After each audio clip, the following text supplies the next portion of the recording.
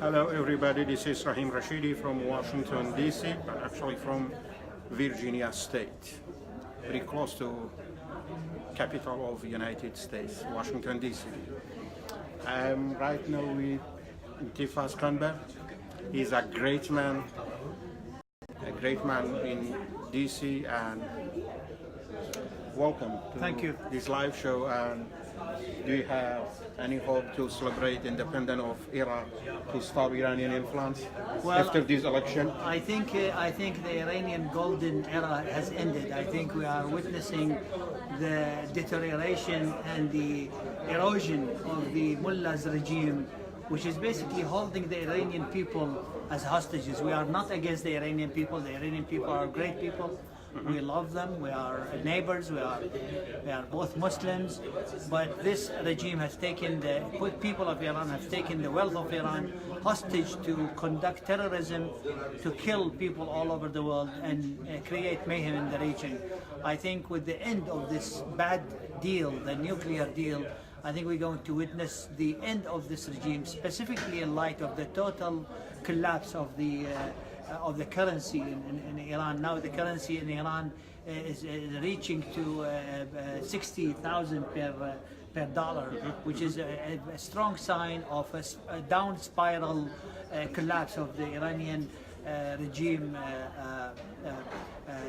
economy, which means that the mullahs in Tehran and Qom will not be able to fund the very expensive enrichment uranium program and from now on, in addition to the very serious threat by President Trump to the Iranian regime. If they continue enrichment, they will face very severe consequences. I know you are very active in Washington and close to the administration. How you describe the Iranian policy on the region? The Iranian policy in the region is an expansionist. I always say that Qasim Sloimani should not be called the head of Al-Quds force. He should be called the Minister of Colonization. Iran deal with Iraq,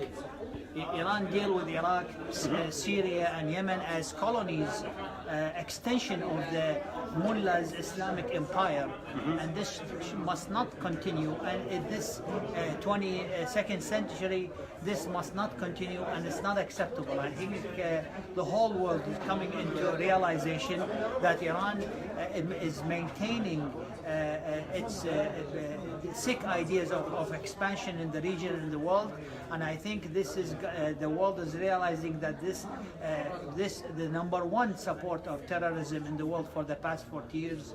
A regime must not continue, and the Iranian people deserve to have their freedom and liberty restored.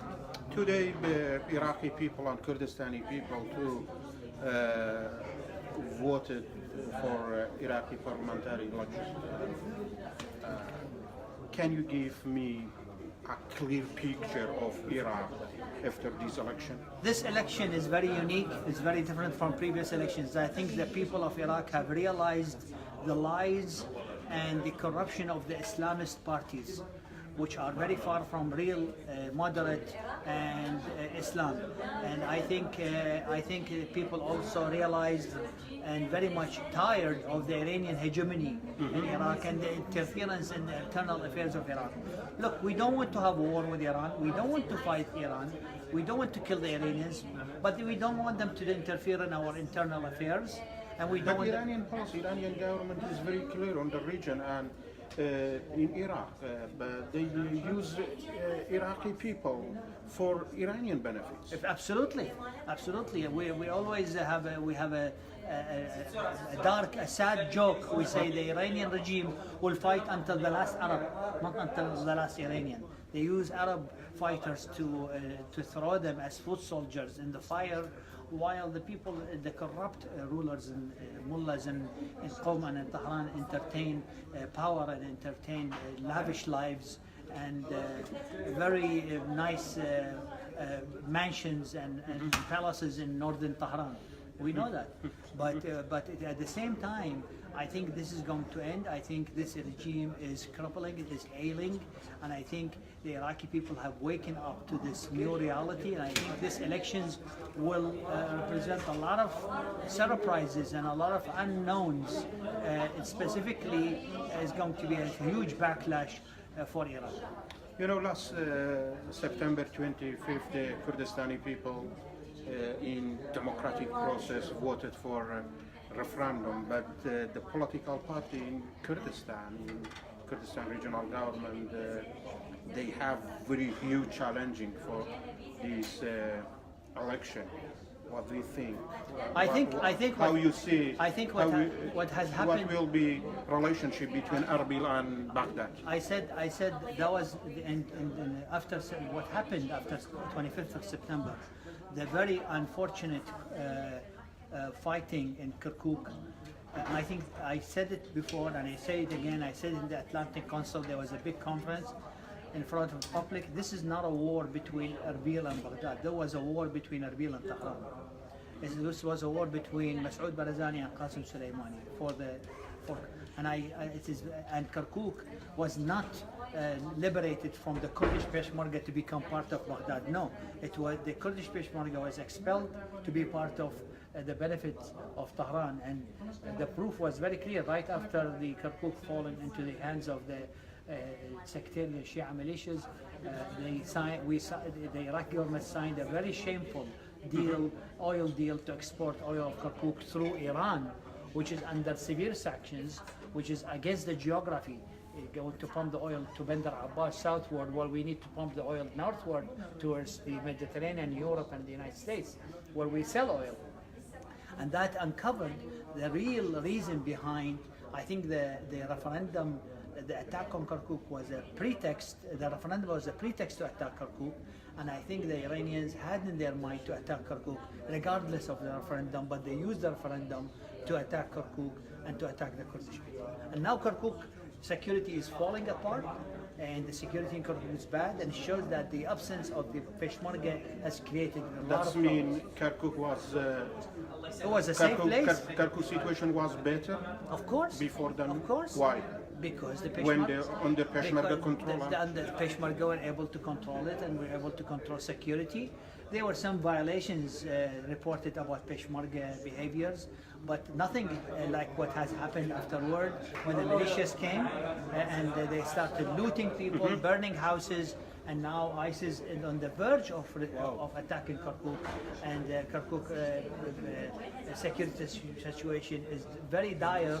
And I hear from many Iraqis, a friend of mine who are Arabs or Kurds or Turkomans in Kirkuk, that the security situation in Kirkuk is very dangerous, and they wish the days of the Peshmerga comes back.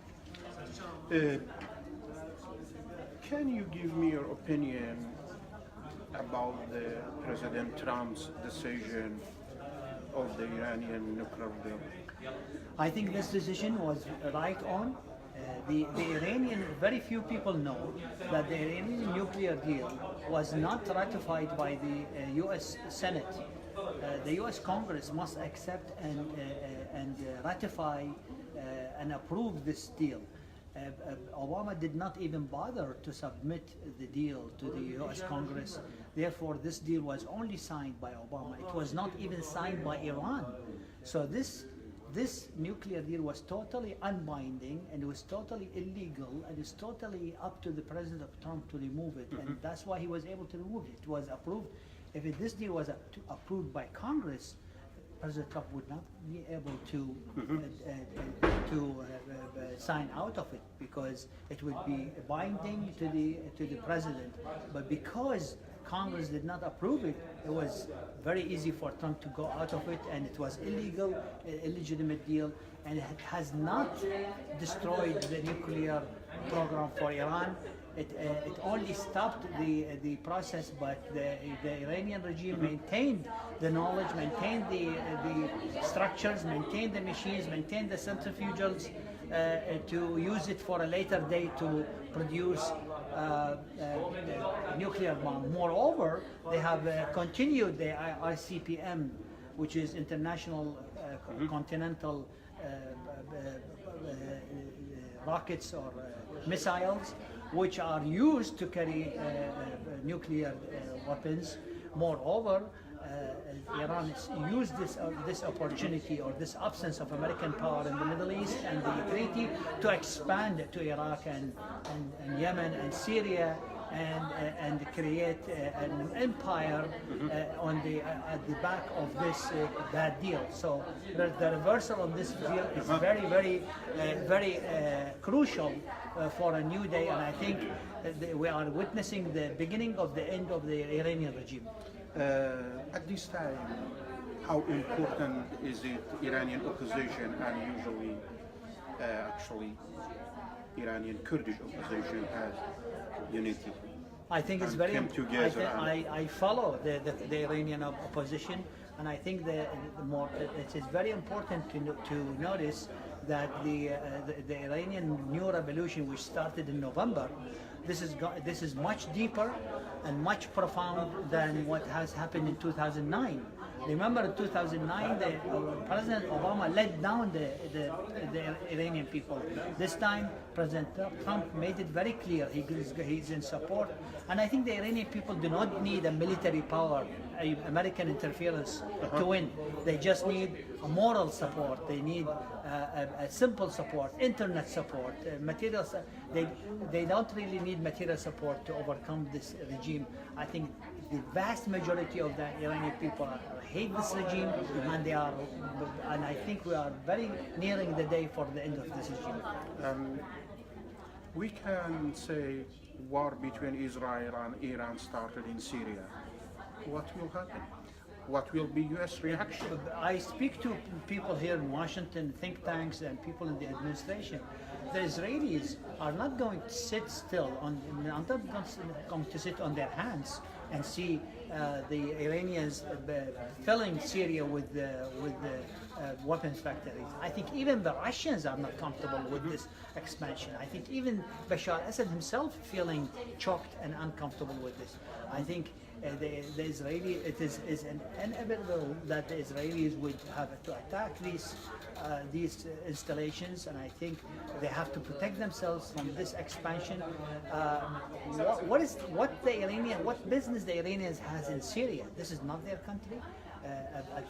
Being on the border with Israel is a threat to the peace and stability in the Middle East. It's going to create more killing, more blood, more mayhem. And I think this should end, and Iran should get out of Syria as soon as possible and go back to their home. Okay. Guys, don't be surprised. He is Arab. Yes, I'm an Arab from Baghdad. Baghdad, yeah. And he is our friend, best support in Washington. Thank you for your time and your last message for Kurdistani people. Well, I wish you success, and I wish you your self-determination, whether you want to be independent, whether you want to be part of Iraq as a patriotic Iraqi. I wish you stay with us. We love the Kurds. We love you being part of our country, but if you're determined to be independent in the future, that's up to you to decide. I will try to convince you to stay with us. If not, we can have a peaceful divorce. Yeah, I love it. I love this view. Thank you very, very much. Thank you very much. This is Rahim Rashidi from Washington. Have a good one.